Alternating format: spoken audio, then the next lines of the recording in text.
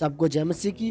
रोज की मेरी भविष्यवाणी की पुस्तक पढ़ने के लिए रेड बटन पर क्लिक करके सब्सक्राइब करें और बेल आइकन पर। हालेलुया, सबको जय मसीह की। आइए मेरी भविष्यवाणी की पुस्तक से आज के पवित्र वचन को पढ़ते हैं, जो कि परमेश्वर के दास प्रेरित अंकुर यूसुफ नरोला जी और परमेश्वर की दासी पास्टर सोनिया यूसुफ नरोला जी के द्वारा लिखी गई है।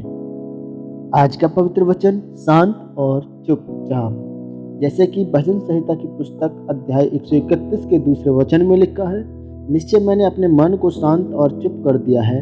जैसे दूध छुड़ाया हुआ लड़का अपनी माँ की गोद में रहता है, वैसे ही दूध छुड़ाए हुए लड़के के समान मेरा मन भी है।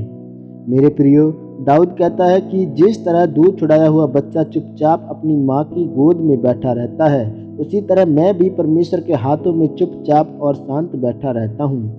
दाऊद कहता है कि मैंने अपने मन को समझाया और चुप करा लिया है।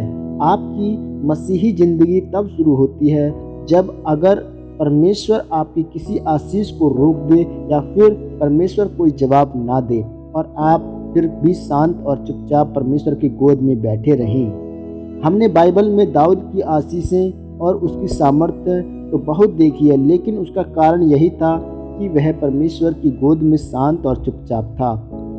अगर उसके जीवन में कोई आशीष नहीं भी आई, तब भी उसने अपने आप को समझा लिया और शांत रहा।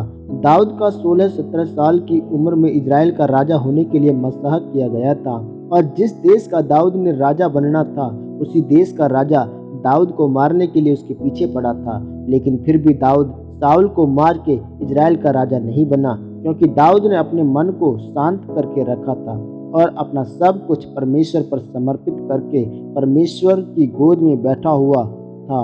वह परमेश्वर की योजना पर भरोसा रखता था कि जिस परमेश्वर ने मुझे मसह किया है, वही मुझे राजा भी बनाएगा।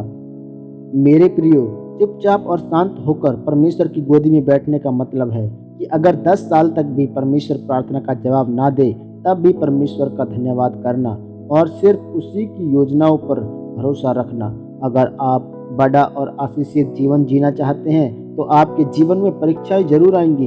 जब एक व्यक्ति नया मसीही में आता है, तो परमेश्वर उसको बढ़ाने में उसकी मदद करता है, उस पर अपना अनुग्रह करता है ताकि वह आत्मा में बड़ा हो सके। परमेश्वर उसको गवाहियाँ देता है, लेकिन एक समय ऐसा आता है कि परमेश्वर उसे विश्वास में बढ़ाने के लिए उसे परीक्षाओं और दुखों से निकालता है, ताकि वह सिद्ध होकर और आगे बढ़ सके। पर अगर वह आत्मा में शांत नहीं है, तो वह अपनी परीक्षाओं में स्थिर नहीं रह सकता और ऊंचाइयों तक नहीं पहुंच सकता जहां परमेश्वर उसे पहुंचाना चाहता है। परमेश्वर महान योजनाएं बनाने वाला और महाबुद्धिमान है, जिसने यह चांद, सूरज और सारा ब्रह्मांड बनाया है। उसे आप नहीं बता सकते कि परमेश्वर मेरे जीवन में ऐसा होना चाहिए या मैं वहां जाना चाहता हूं।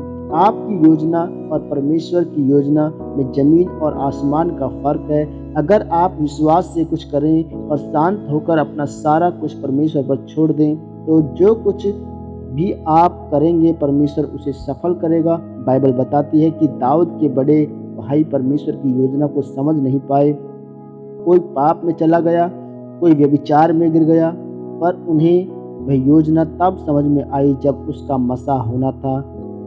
परमेश्वर ने उन सभी को अयोग्य ठहरा दिया और दाऊद राजा होने के लिए चुना गया।